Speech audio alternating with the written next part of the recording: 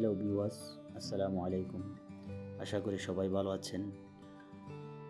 আমি যেই জায়গাতে দাঁড়িয়ে আছি এটি হচ্ছে কক্সবাজার জেলার বিচ্ছিন্ন দ্বীপ কুতুবদিয়া থানায় অবস্থিত একটি এলাকায়।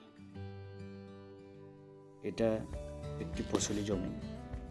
এখানে চাষিরা খুব সুন্দর করে শশা ক্ষেত করেছেন। খুব সুন্দর শশা ক্ষেত হয়েছেন মাশাআল্লাহ। এখান থেকে প্রতিদিন শশা উত্তোলন করেন টনকে টন।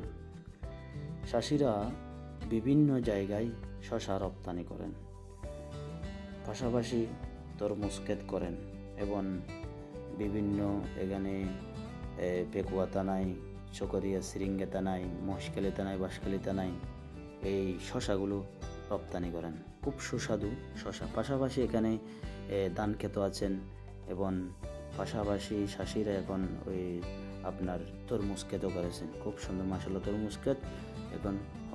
পাশাপাশি চাষিরা লবণা মাঠও করেন। কুতুবদিয়া উর্বর জায়গা এবং আরও আছে আপনার বঙ্গোপসাগর তীরে বিকালবেলা সূর্য অস্ত যাওয়ার সময় অনেক সুন্দর লাগে মাশাআল্লাহ।